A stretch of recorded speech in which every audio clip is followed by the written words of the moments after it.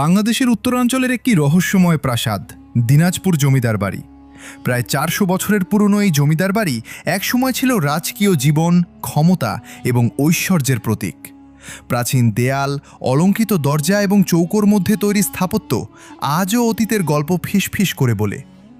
প্রতিটি চৌকো, প্রতিটি দরজা যেন এক একটি গোপন কাহিনীর অংশ। এই জমিদার বাড়ির মধ্যে দিয়ে চলার সময় মনে হয় সময় যেন থেমে গেছে। ধ্বংসপ্রাপ্ত দেয়াল, ঘেঁষে থাকা কক্ষ এবং চৌকোর মধ্যে থাকা সিঁড়ি সব কিছু এক গভীর ইতিহাসের সাক্ষ্য বহন করে। যে কেউ এই প্রাসাদে প্রবেশ করলে অনুভব করে যেন প্রতিটি দেয়াল, প্রতিটি নকশা কিছু বলতে চাইছে। কিন্তু এই প্রাসাদ শুধুই স্থাপত্যের জন্যই পরিচিত নয়। লোকমুখে শোনা যায় প্রাসাদের নিচে রয়েছে সুড়ঙ্গ পথ, গোপন কক্ষ এবং ভেন্টিলেশন চেম্বার, যেখানে জমিদাররা বিপদের সময় পালিয়ে যেতেন।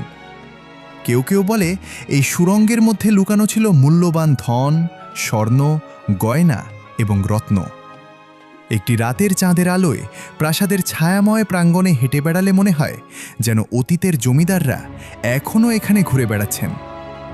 ধোঁয়া, মৃদু বাতাস, লতার দুলানো সব কিছু মিলিয়ে একটি রহস্যময় আবহ তৈরি করে। এই প্রাসাদের ইতিহাস শুধু শাসন ও ক্ষমতার গল্প নয়, এটি এক সাহসিকতার গল্প। জমিদাররা যে সুড়ঙ্গ ব্যবহার করে বিপদে পালাতেন, সেই সুড়ঙ্গ আজও প্রমাণ দেয় যে মানুষ কতটা নিখুঁত পরিকল্পনা করতে পারত। ধ্বংসপ্রাপ্ত দেয়াল, ভাঙা দরজা এবং ফাটলগুলো আজও আমাদের মনে করিয়ে দেয় যে দিনাজপুর জমিদার বাড়ি শুধু ইতিহাস নয়, এটি একটি রহস্যময় সময়যাত্রার দরজা। যারা এখানে প্রবেশ করে তারা অতীতের সেই গোপন কাহিনী অনুভব করতে পারে প্রতিটি কোণ থেকে।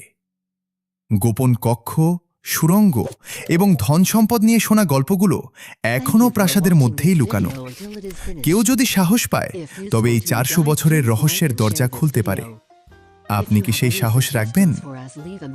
আজও এই প্রাসাদের দেয়াল, দরজা